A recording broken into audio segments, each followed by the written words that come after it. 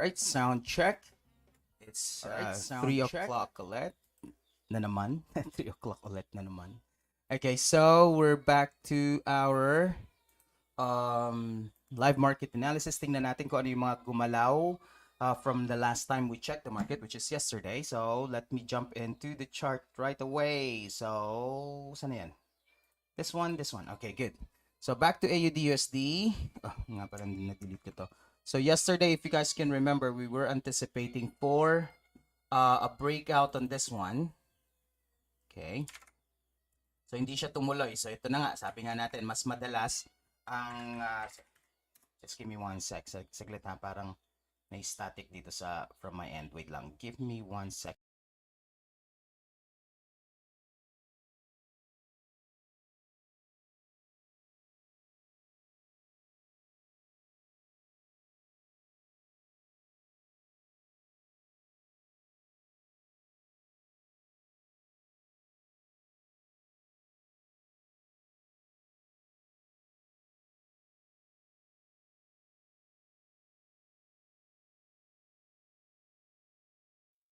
Alright, sorry about that. Just need to fix my microphone. So, but anyway, so as mentioned na nga yesterday, okay, so mas madalas ang expectation natin is for the price to bounce off more than to break out. Though we have an attempt for an early sell, if you guys can remember, sorry, excuse me. Okay, ito yung ina-anticipate natin, continuation nito. So, hindi naman siya nangyari. So, I hope you guys were able to catch a bounce from this area right here. There's a 3-bar pattern. Okay, kung familiar kayo dyan. Okay, so pwede kayong nakapasok dyan for a buy. So if that's the case, this is a pretty reasonable 4:1 or 4:1, 2:1 at about 40 pip per target. Okay, so if you were risking about 25 pips, so yun na, mga 2:1 talaga. Okay, so the thing there is, we're on the 1-hourly chart. Okay, and the plan is to look for a trade right now. Okay, so kung hindi man kayo nakapasok dito, titingnan natin kung saan pa tayo pwedeng mag re-enter. Sa 4-hourly chart, medyo kung susundan natin si EMA, right? Hindi pa naman siya nagko-crossover dito. So, you don't want to be getting in the trade a little too early tapos bumalik siya doon sa baba. Okay?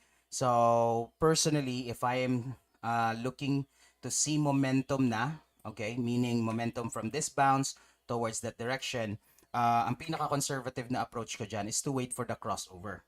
Okay? To wait for the crossover, then the first time that it would bounce off that EMA again, dyan tayo ulit papasok. Okay? Pero sabi ko nga, as always, this type of approach is not 100% or will not give you 100% guarantee, or there's none actually, a strategy that will give you 100% success rate. Okay? Kaya nga, okay, ideal target talaga is a 1:1, kagaya nito. So, tamang-tama lang sa 1:1. If you see that the price can really extend, then you can go and proceed, okay? So, siguro sa ibang session, we can insert yung how you can do a trail stop, no? Parang ganun. So, kumbaga, if you're setting a 2:1 trade here and the price is struggling to go higher, what is the best thing to do? The first step for me there is to set a trail stop, okay? So, anyway, balik tayo. Ang pinaka-conservative na approach dito, since nag-move na siya from the floor, okay, towards that direction, okay, we see a little pullback here. Before I get in for another buy, I would love to see a crossover of the EMA first. This is, again, the conservative approach. So, ibig sabihin, ito yung trading plan natin from yesterday, okay? Hindi pala natin nalagay si AUD/USD, no? Okay, AUD/USD. So, ang gagawin natin ngayon, again, conservatively, I would like to go for a buy, pero I need to wait for H4 EMA crossover. Okay? So, yun yung pinaka-conservative natin na approach. Again, bakit? Bakit ko kailangan abangan yun? Siyempre, gusto kong makita na nag-switch na yung momentum from price moving downwards to this one right here. Okay? Actually, kung titingnan nga natin yung previous one, the pinaka-aggressive na approach mo was this eh. Right? A crossover, then the first touch to the EMA. Tapos second entry mo na to. Okay? So sa akin is crossover, then yung first touch dun sa EMA. Now for some, they will really wait for 2 waves or 2 cycle trend before they get in, which is actually very, very conservative pa dito sa sinasabi ko ngayon. So personally for me, I don't wait for 2 waves anymore. Okay? So just please take note ha, medyo aggressive nga lang yung approach na to. Though sinasabi ko na still conservative kasi kailangan ko pa rin antayin yung crossover nito. Okay? Right? Ang sinasabi ko lang, nagiging mukhang aggressive siya kung ang approach mo is you need to wait for two-wave trend pa rin. Okay? Okay. So tingnan natin yan. Or two cycles for some, that's how you call it, no?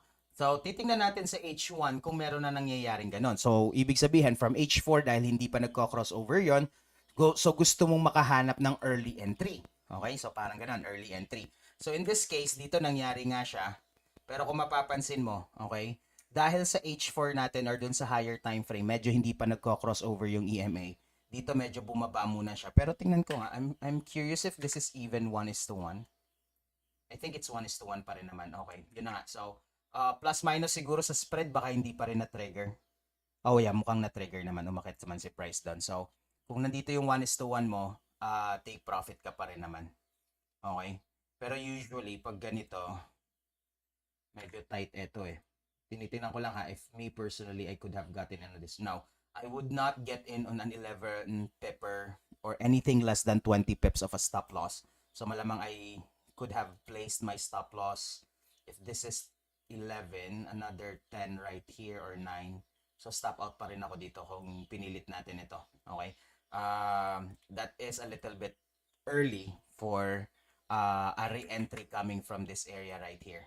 Okay? So spike, tapos nag-crossover, gusto mo makakita ng continuation. Okay naman yon, pero at least naintindihan mo na, ay sandali, aggressive pala yon. So kailangan pag hindi tumuloy yan, meron tayong stop loss somewhere in this area or below that hammer right there, okay, or yung low test bar. So titingnan natin if kung tutuloy, then proceed tayo. Pero since ito hindi, so na-stop out ka dito, reassess ka dito sa area na to. Now, in this case, meron tayong tinatawag na short-term consolidation, right?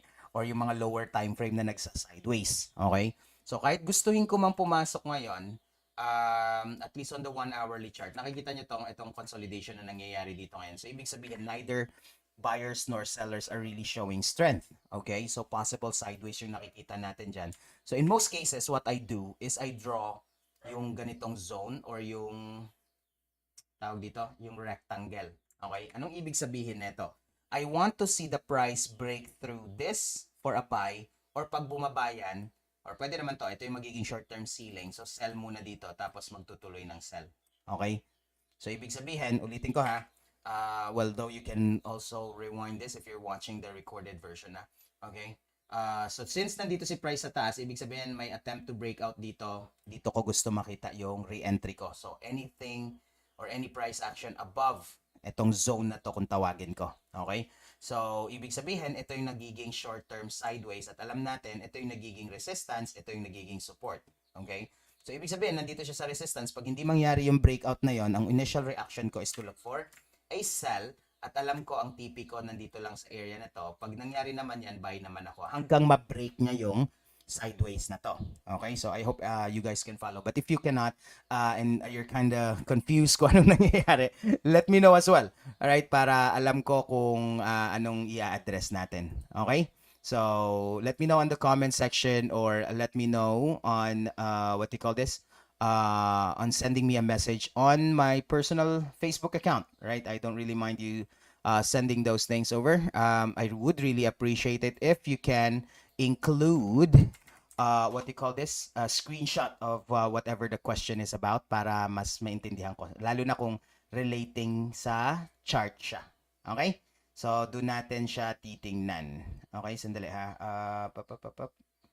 Wait, just give me 1 sec. And,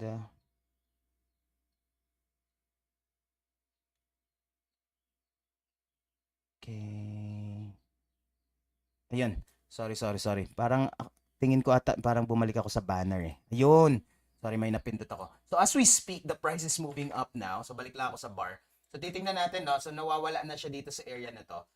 By the way, as conservative as I want to be, I go always on the line chart. Pero kung gusto nyo naman, you can just always follow etong fractal na to. Mapapansin nyo may fractal din naman ako dyan. So, you can have that like this. Kunwari, ganyan. Mas conservative yung gusto nyong breakout or yung ceiling and floor nyo. So, pwede nyong i-set yun as your tawag dito, based on the fractals. Anyway, those are like 3 bars touching that area. This is the fourth one. So, ibig sabihin, pwede nyo itong i-consider like a short-term sideways move, right? So, ibig sabihin, the conservative approach is to find your trading opportunities within this zone. Ibig sabihin, sell from resistance, buy from support, yung pinaka-initial nyong bias. Now, from here, if the price breaks through, either way, kung naging breakout siya dito, right? And as always, I would like to go for a pullback before buying, okay? Or another scenario would be if the orange line there, parang ganito, parang blue, okay? And I want to see the price break out, tapos dito, so somewhere here will be my entry price. So parang ganun. Yan yung pinaka-conservative na approach ko dyan. Okay? So, pag nag-drop naman yan at naging napunta sa floor, of course, the same drill. Coming from the floor, initial reaction ko is a buy. Pero pag nangyaring, sabihin na lang natin, orange na naman, is below the blue. Parang ganito, no? Siguro, lagyan ko lang ng konting bar. Tapos nag-pullback naman siya. Then, meron tayong sell area na papunta doon. Okay? So, I think, and I hope those things made sense to you guys. Okay, so yun yung gagawin ko, no? So, technically, from here, ang una kong hahanapin is a sell. Okay? Short-term sell muna. Tingnan ko nga. Okay? So, 30-minute, parang interesado ako dito sa 30-minute na move. 15 minutes, obviously, hindi siya magbibigay ng relevant na action dyan. Okay.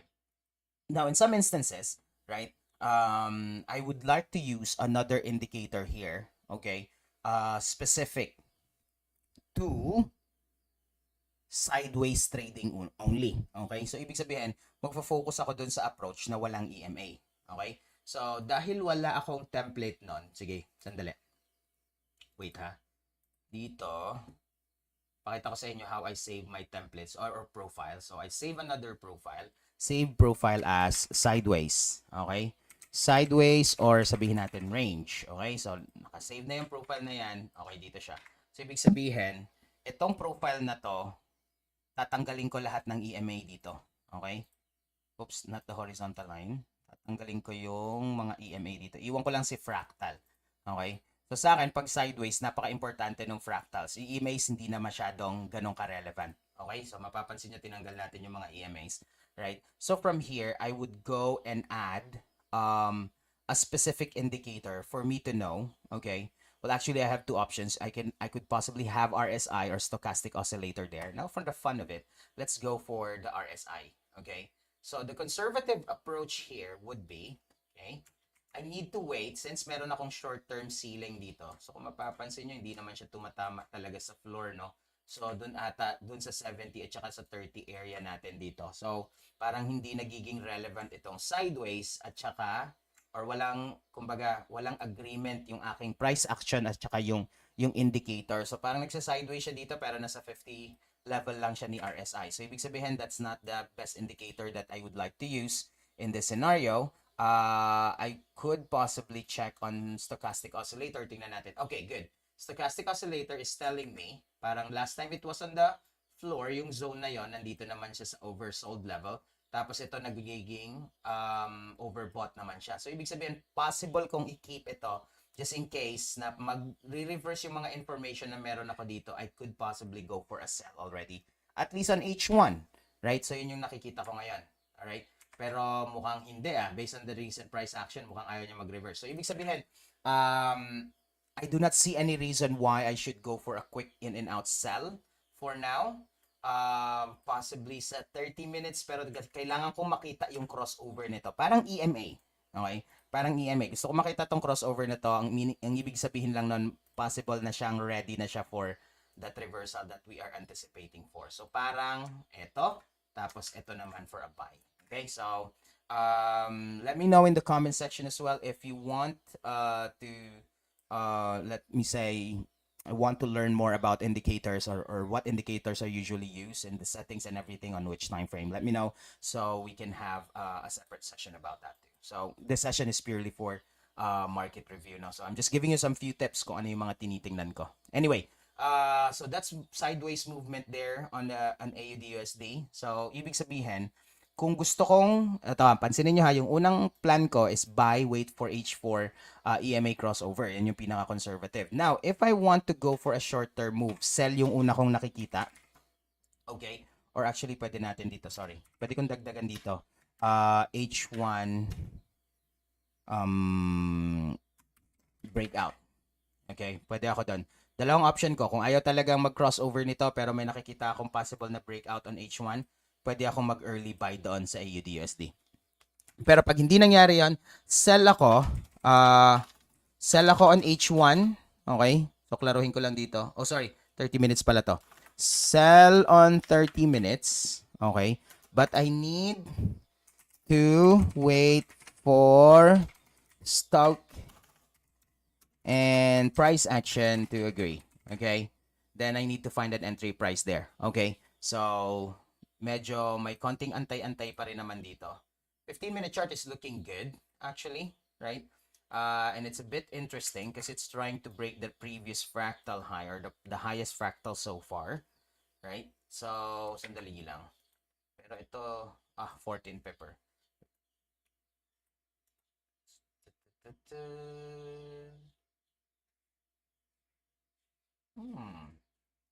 Waity. Okay, that's a bit interesting. Tingnan natin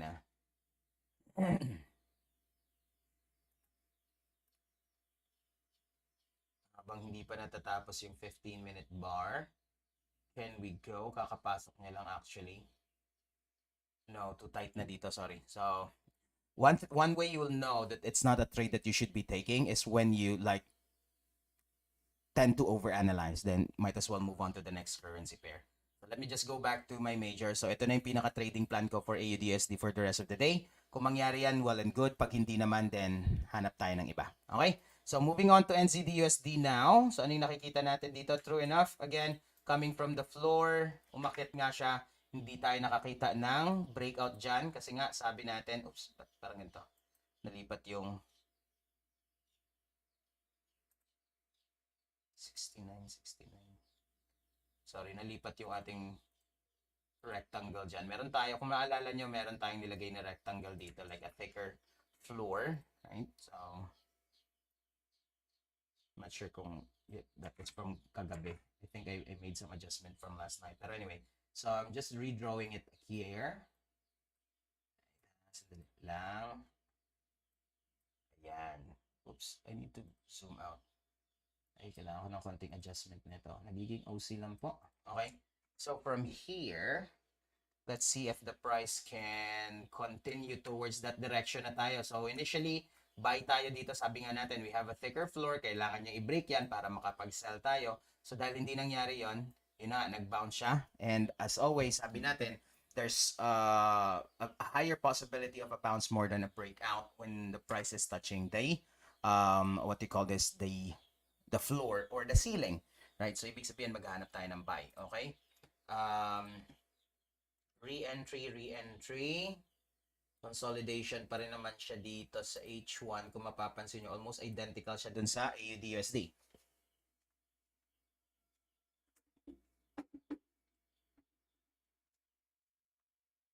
Now, tinitingnan ko siya dito. Kung lalagay din natin ito, katulad ng nangyayari dun kay AUDUSD, pwede rin naman. Again, as much as possible, you want to be conservative with your position. Kasi napakadali lang maging aggressive eh. Totoo lang. Pindutin mo lang yung buy or sell button, aggressive ka na nun eh. Okay? Without knowing what is happening in the market. So, again, what we want to do is to anticipate what the next move would be. All right? And not predict. Okay? Those are two different things. You can actually Google the definition of those words. And you will find that it is definitely different. Some people will say anticipation is same as prediction, right? But anyway, I leave that to you. It's a little bit difficult to say what I want to do here on H1. Ikatulad ng dito, very clear, no? Right? Then at the same time, kung titingin ako sa short-term movement niya, meron akong nakikitang medyo parang may ceiling dito, right? So, ibig sabihin, crossover yung pinaka-ideal for me or breakout from that area. Okay, so magiging focus ako sa H4. So tatanggalin ko na to para hindi nakakalito. Tanggalin ko na to. Focus ako sa H4. Itong sa dati niyang floor. Pansinin niyo ha, dati niyang floor, tapos na break. Ngayon tinetest niya. Okay? So ibig sabihin, nagiging ceiling na ito. And there's little possibility, right, for it to break out. Again, ideally, makita natin siyang mag-bounce or yun talaga yung expectation most of the time, no? And at the same time, your EMAs are still pointing this direction. So ibig sabihin, everything is like shouting, sell, sell, sell. Sell ka muna, right? So, but then again, kung ang bias nyo talaga is a buy, you might want to wait for the crossover here sa kalanta here. So, I need to wait for the price to break the resistance. So, ang magiging trading plan ko dyan, break, 0, oops, sorry, nag-enter. 0.6163 muna. So, ibig sabihin, magsiset na lang ako ng alarm dyan na just in case. Alright? Oops, na-disconnect ako. Pero anyway, pag yan umakyat siya doon higher, saka ako magre-reassess ng position ko. For a sell, medyo hirap din ako maghanap ng sell area eh. So, possible na lang talaga niyan kung susundin ko tong zone na to, dito pa ako makakapag-sell. Right? So, medyo malayo-layo pa yon. Lagyan ko na lang din ng alert. So, somewhere at this area, lagay ako dyan. Mag-alert na lang ako dyan. So, either way, pag umakyat si price doon, mag-alert siya. Pag umakyat or bumaba si price dito, from there, magre-reassess na lang ako later on. Okay? Pero, mas maganda sana kung makapag-breakout siya. Yun yung, kumbaga, yun yung pumapasok sa utak ko ngayon. Buy, buy, buy. Right? Gusto ko talaga siya mag-breakout. So, nagkakaroon na lang ng personal bias doon. So, ibig sabihin, ang pinakamagandang paraan pa rin to find a high probability trade is to make sure that you are not influenced by those things like yung personal mo lang na ano ba itong personal? Yung emotion mo lang, I mean, yung feeling. Yan, 'di ba? Sabi nga nila, do not trade based on what you think or feel. Trade based on what you see, right? Okay? So, now I'm moving on to GBP USD. Tingnan natin kung meron tayo ditong pwedeng i-reassess. Ito, tapos ina-anticipate natin siya. Ano ba yung naging trading plan natin ulit? Okay? So, maganda pa rin yung may nakasulat, no? Para meron tayong mabalikan. So, wait for the price to pull back 1761. Ano ba to? For a sell, yung pinakauna natin. So, 1761. So, ito na nga siya. Na-adjust lang siya ng kaunti. Okay, 1761 is this.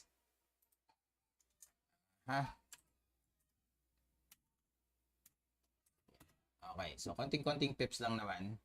Tapos, sabi natin, pull back, then resistance, then sell. Find the entry. So, since yesterday, hindi naman niya ginawa pa iyon. Okay, so nandito tayo for yesterday. Actually, bumaba nga siya lalo eh. So, meron tayong backup doon na sell on 15 minutes. Okay, so kung makikita nyo, sell on 15 minutes, wait for the bounce on the 48 EMA. Note, a little bit aggressive. So, kung titingnan nyo, right, before siya dito nag-pull back, never na siya dito from yesterday, nung tinitingnan natin siya, somewhere here, never na siyang umakyat doon for a sell. Dito na siya tumama pero very, very close na sa floor. Kung makikita nyo dito, dito na siya tumama sa EMA pero masyado na rin malapit sa floor, so hindi na siya ideal for a sell. Right? So, ibig sabihin, invalidated na tong ating initial na trading plan para sa kanya. So, ngayon, ang gagawin natin, ganda nung low test bar dito. Pero wala akong makitang good reasons to buy. H1 is on sideways. The 30 minutes is unclear and I'm not sure where it wants to go. So, GBP USD after touching the 1669 level, parang hindi na natin siya maintindihan. Nag-bounce siya dito, maganda, di ba? So, ako personally, hindi ko na maintindihan saan to gustong pumunta. So, ibig sabihin, I'd like to pass on this siguro muna. Lagay lang muna natin dito. Revisit na lang to later, no? Check later. Wala pa talaga akong nakikitang possible na ano. Hindi ko nga alam kung saan ako magiging interesado ulit eh. Right? Possible doon talaga sa ceiling pa rin. Oops, yun nga. Pag na ganito na gagalaw. Sa mga 61-ish. Okay. So, parang ganito. So, ganito na lang. Ang pinaka-easier is to set an alarm. Pag umabot siya sa floor, set tayo dito. Pag umabot siya sa floor, saka tayo babay. Okay? Pag umabot siya sa recent ceiling, saka tayo mag-sell. Alright? So, yun na lang hinahanap kong area. Kumbaga, ito yung mga areas of interest natin. So, kumbaga, magiging interesado lang tayo kung or at least for me personally, kung tatama si market dun sa taas. Kasi bakit? Ceiling, alam ko na magsesell ako. Pag tumama sa floor, alam kong magbabay ako. 'Di ba? So, very conservative. Okay? So, Euro US, para hindi ko lang makalimutan, check later, la la la la la. Lagyan ko na lang dito. Set alert on SNR levels. Okay, so parehas lang din si si GBP USD. Okay. GBP USD, then NZD USD is the same. Okay, so moving on to Euro USD now. Okay, ang sinet natin na plan for Euro USD yesterday was sell, wait for break from the zone. Sandali, parang na-delete ko yung zone dito. Na-delete ko nga siya. So last night I was reassessing the positions here. Pero anyway, so sell tayo. Yeah, I think it's better to go for a sell now kasi bumalik rin naman na siya sa resistance. Okay. Malamang ito yung area na yun from yesterday. Ito yung gusto natin. Yeah, ito yung na-delete ko, sorry. Hindi na natin siya na So, based sa chart, ito lang yung nakikita kong reason na sinabi kong from that zone. So, ibig sabihin, hindi talaga siya nag-breakout. Umakyat pa nga siya actually. Right? So, kung mapapansin nyo, yeah, true enough, as mentioned earlier, if you're seeing short-term sideways, then might as well operate within that area muna until it breaks out. So, dun lang, saka lang mag-iiba yung bias mo, kumbaga. Okay? So in this case, do we see a potential breakout towards the direction? This is very interesting for a breakout for a buy. Pero napaka-close nung ating entry price to that ceiling Alright? Saan nanggagaling itong ceiling na to ulit? This was from July. Pansinin niyo yan, from last month. Yan yung area na kung saan natin inaabangan mag-breakout. Tapos yan yung tinitest niya ngayon. So magbabay tayo, tas dyan din yung entry natin. So sabi nga natin, ulitin ko lang, ceiling, reversal, ibig sabihin pababa, floor, reversal, pataas. So, kung nasa ceiling tayo ngayon, ang anticipation natin is for the price to go down. Kung magbabay tayo, we're totally against the trend, right? Or the anticipated move. So, ibig sabihin, as conservative as I want to be, again, sabi ko nga, antayin ko na lang yung breakout niyan. At least mas sound yung magiging decision ko dito or mas magiging confident ako dun sa gagawin ko. Kasi alam ko mas may clearer room for buying kesa ipipilit ko siya ngayon. Though, again, things can really be very, very interesting lalo na pag may ganitong bullish engulfing potential. So, yun, minsan dito tayo na nawawala sa disiplina. Right? So, but then again, okay, we want to follow as strictly as possible. Right? Yung mga rules na sinet natin. Tayong gumawa nun, tapos tayo rin ang magbe-break. Sana hindi mo na lang ginawa. Right? So, at least that's my personal point of view on my trading plan.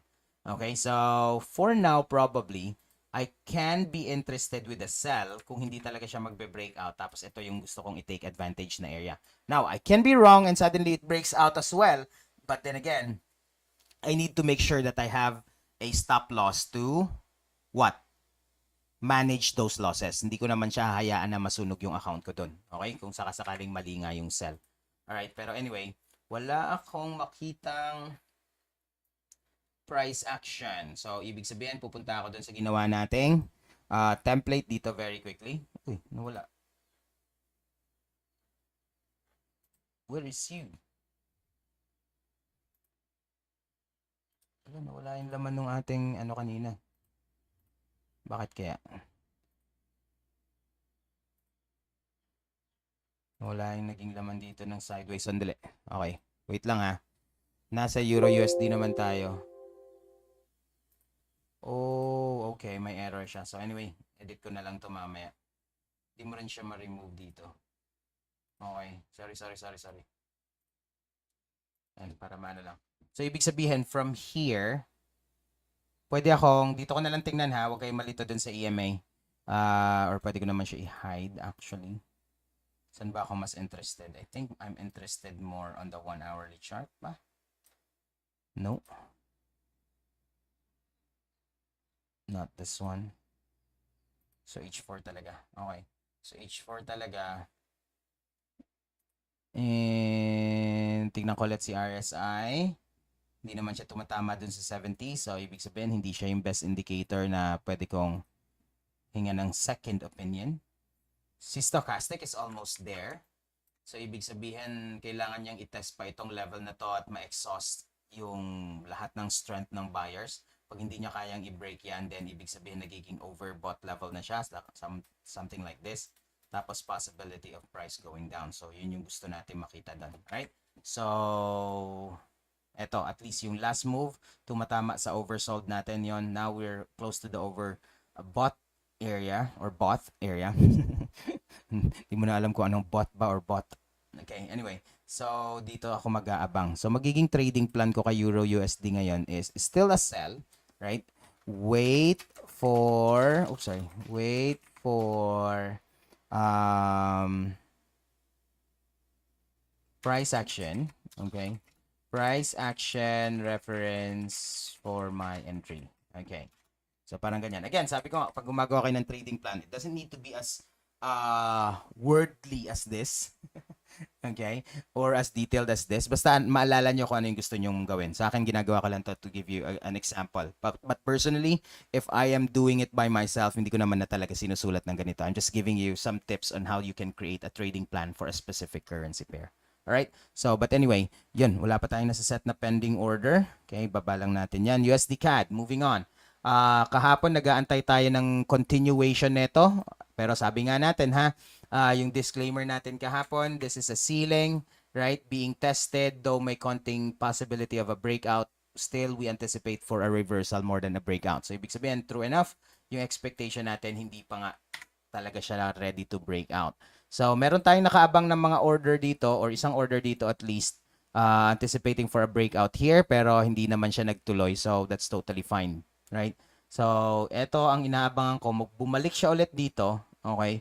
So, yung unang attempt ko for a sell coming from this, yung bearish engulfing, hindi ko na siya nabalikan. So, this is the first attempt.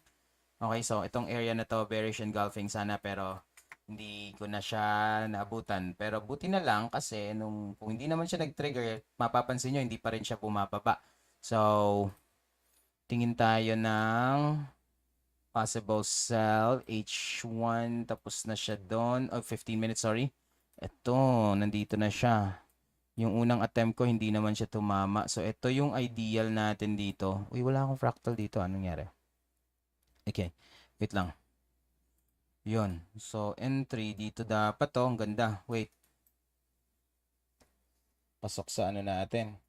Kaso lang, I'm late by about 10 pips for the entry and the price is already moving. I can go and try to chase this.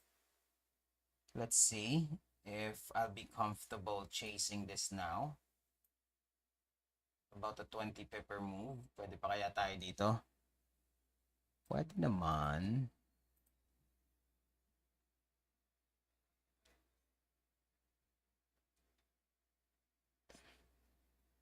Wait ha, tinitingnan ko kasi kung saan ko ilalagay yung aking stop loss. Okay, kasi pag ang entry ko kasi okay na ako eh. Pwede akong pumasok ngayon. Stop loss is the next thing that I want to know saan ko gustong ilagay. Wait. Sandali. Nandiyan na siya. Okay, pasok na tayo. Pasok na muna ako. Again, please apply trader's discretion. I'm not saying that everything I'm taking here is something that you should take for yourself as well. Please apply trader's discretion. So from here, kailangan ko lang siyang lagyan ng stop loss. Sorry, 1.3026. Masyado na malayo dun sa entry price ko. Nalilate na ako kaya sinet ko muna siya. So modify. Lagyan natin yon. So kung mapapansin nyo, okay lang naman. Basta make sure na isa-set mo yung stop loss mo. Kasi just in case the price reverse at hindi ka available, you don't want to see that the market is eating up the whole, if not the entirety of your account, 'di ba? At least part of it lang yung intended mo lang na i-risk. So for myself, nandun lang ako sa maximum of 30, yeah, so plus minus spread. So mga 33 pips to. Okay? So conservatively, 1:1 is a reasonable target. So gusto natin makita si price to go in that direction. Okay? So again, I'm just following where the bounce is. Ideally, ang entry natin is yung una dito. Sabi ko nga sa inyo, yung unang attempt ko dito for a bearish engulfing, hindi siya nag-trigger. Tapos hindi na ako nakapag-monitor. Tapos nagkaroon ka ng shooting star dito. Ang ganda, oh. 1:1 na ito.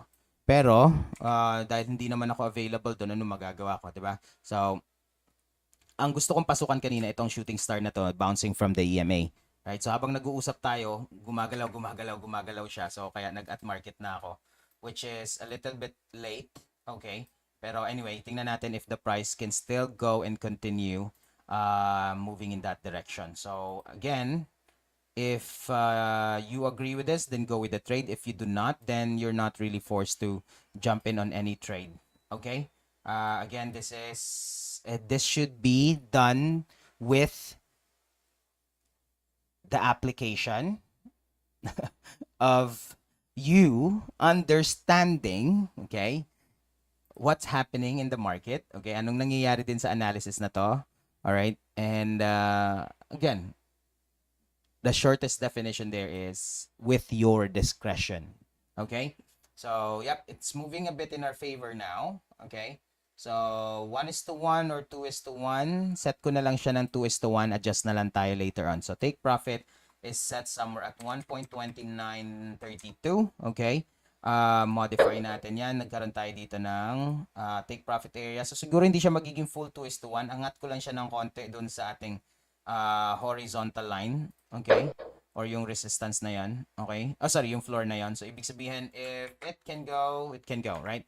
So, we are making a little bit of pips right here. So, like 1 or 2 pips. So, kaka-trigger pa lang. Or actually, at market na tayo eh.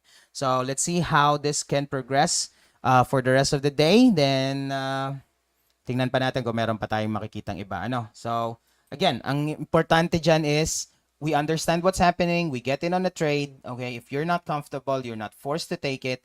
All right. Again, please apply trader's discretion. None of the things that is being discussed here should be considered as an investment advice. Okay, so happy trading for you guys. All right, moving on to USD CHF. Meron pa tayong time. Uy, Ben, natagalan tayo din sa ano Ganda nun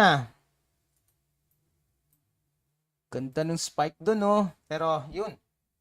Look at that, breaking out. Ano ba yung naging trading plan natin dito? Ay, wala akong nilagay sa USD CHF. Dali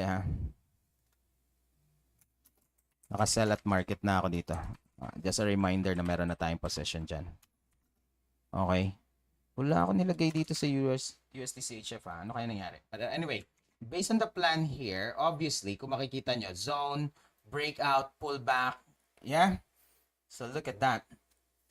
Textbook bounce from the EMA. Okay? I like that. Andun na naman siya. Okay? Sorry. Alam mo yung mga alam mo yung pakiramdam na inabangan mo siya, tapos nung hindi ka nakatingin siya gumalaw. Alright? So, pero anyway. Ang ganda So, it stayed above this zone. We have several reasons here to buy. Touch here. Touch here. Touch here. Itong bullish engulfing, dito talaga siya nag-move, right? Now, it's back to the EMA again, now moving. Okay, so, pero then again, it already have moved by 1:1, I believe. So, yeah. At least 1:1. Kung mapapansin nyo yung pinaka-spike niya doon, it's about 30 pepper from the preferred entry natin. So, if we were risking about 30 pips, that's 1:1 already. So, pero anyway, re-entry na talaga tayo dito mga friends. Wala na. Iniwan na tayo. Okay. Naiwan na tayo doon sa move na yan.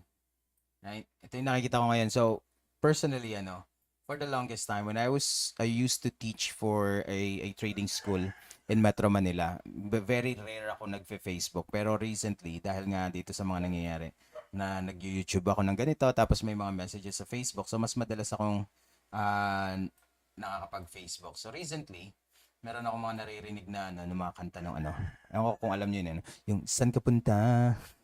Ito, applicable sa ito Hindi mo nakita, saan ka punta? Right? Anyway, so pullback na, correction, tapos yun na. Yun talaga yung best entry natin dito. At least for me, Hindi ko na hahabulin yan. Yung correction yan ang aantay natin. Bumalik siya dito. Tapos retracement. Yung retracement na yan. Tapos bounce again sa EMA. Saka tayo magre-re-enter. Okay? So, ibig sabihin nito, lalagay na natin siya dito. USD CHF. I'm not sure bakit wala. Hindi ko lang siguro maalala. Pero anyway.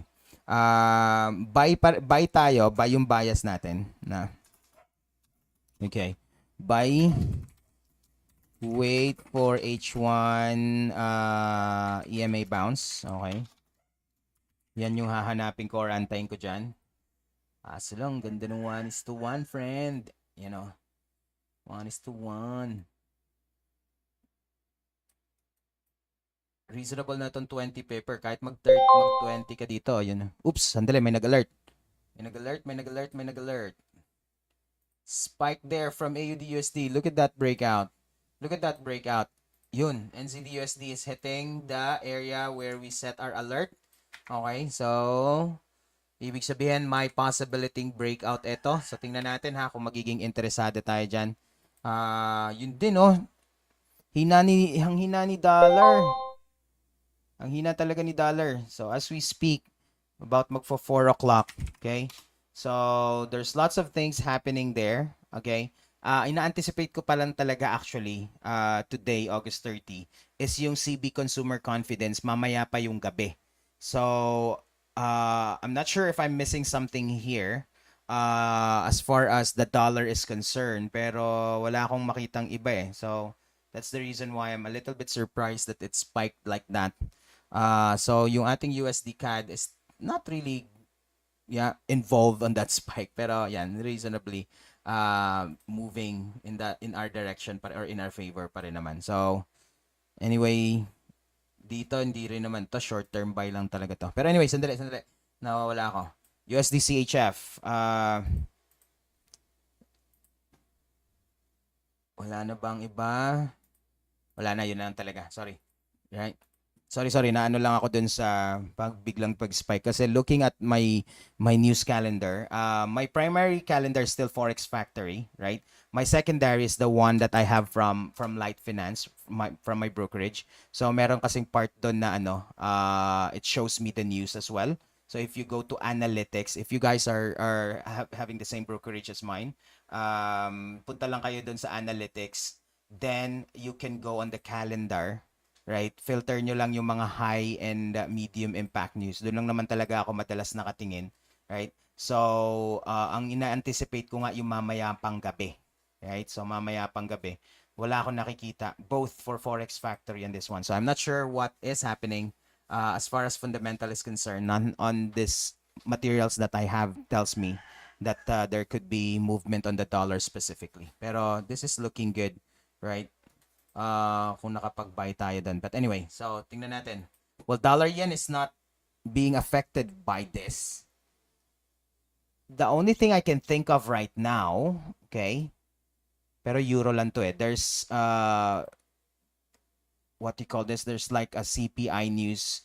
Ang nakalagay sa kanya is all day eh. So I'm not sure if that's the case. Pero AUD-USD is moving.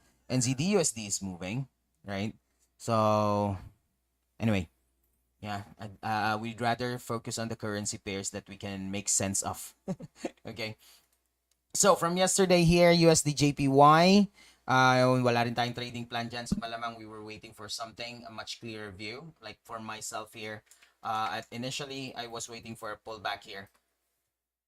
Pero, nope, that was not the actual thing that happened. So Monday, ito yon. So from Friday, itong bullish engulfing and it's moving for about 129 pips there. A possible continuation. Would it break? I think if you guys can remember this, we were watching the 139-ish level to be broken. Yeah. So yeah, I was reassessing my position somewhere here last night. So medyo may mga na-delete akong mga lines. So, ito, tama. Ito yung inaantay nating mag-breakout. In fact, at a point, sabi ko nga, we were looking for a sell, but I cannot find a good entry there. So, kanina umaga, hindi na rin ako nakatingin dito. So, pero anyway, what's the plan for dollar yen? Obviously, I do not see any opportunity to get in or to be involved at the moment. EMA crossover probably would be the first thing I would wait for to happen. Okay? So, ano bandong nandito? Papansin nyo, parang ganito lang din naman siya. So, crossover at least on the 15-minute chart tapos saka tayo maging involved. The 1 hourly chart is a little bit showing that crossover already. So baka mas maging aggressive tayo dito sa 1 hourly chart later on. And saka tayo maghanap ng re-entry dyan. Okay? So ano ba yung bias? For me, just to share my bias on USD-JPY, lagay na rin natin dito, no? USD-JPY, ang nakikita kong possible ano ko dito, position ko today is a sell. Right? So sabi ko nga kanina, wait for EMA crossover. Yan. Okay, so dalawa yung nakikita kong possibility. Pwedeng H1 or 15 minutes. Yep, dyan ako nakaabang sa kanya anytime soon pag nakita natin yan. Okay, probably some of you is a little bit tempted to get in already on the shooting star or yung high test bar na yan or yung pin bar na yan. For me, conservatively, I will wait for the crossover. Okay, yeah. Okay, so tingnan natin. Gold.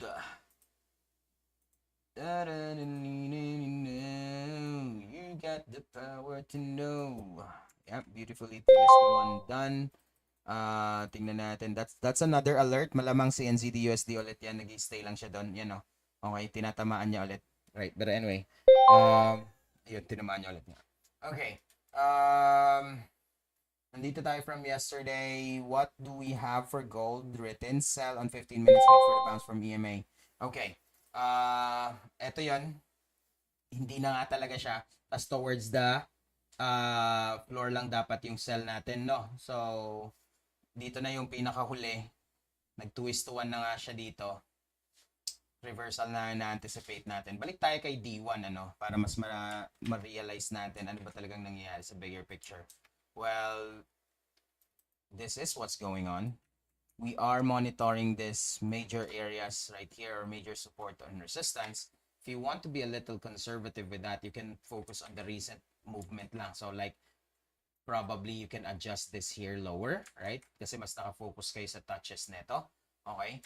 And probably to a point, nilagay mo na siya din dito. Okay? Kasi naka-focus ka lang dito. Right? Then, yeah. Malamang nga dito na yung next. Okay. Kasi ito, tumama na siya dito sa area. So, sell pa rin yung magandang bias dito eh. Pero galing na siya dito sa area na to. So, mapapansin nyo ha, from long term na tinitingnan ko, tapos magsuzoom in ako doon sa at least 1 to 3 months data, mas interesado ako doon sa mga recent areas. Kasi bakit? The approach is intraday trading eh. So, within the day, gusto natin na makita na natin mag-materialize yung trade. Whether a win or a lose, gusto natin makita na yung result within the day.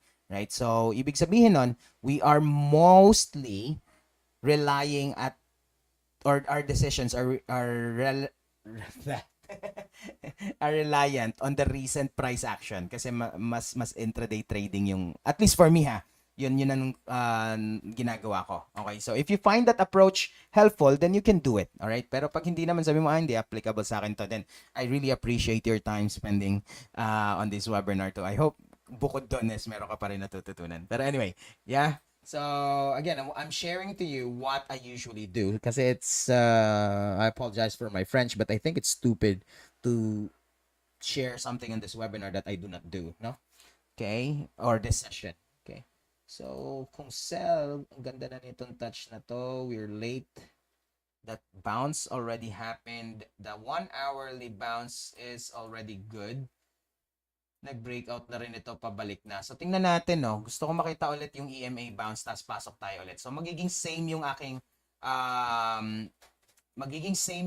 bias for gold. Ito pa rin. Sell on 15 minutes. I need to wait for it to go back to the EMA. So, somewhere in this area, balik ka lang doon, tapos may room for selling pa tayo.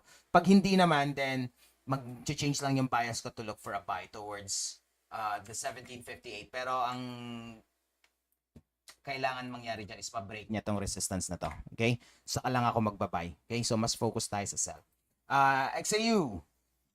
That's gold. XAG, silver. So, sabi ko nga, ang pinaka-plan ko lang sa kanya is tumama siya dun sa 1837, which is, mapapansin nyo, nandun pa rin yung alert, di pa niya tinatamaan. So, wala akong gagawin kay silver not until it touches that area.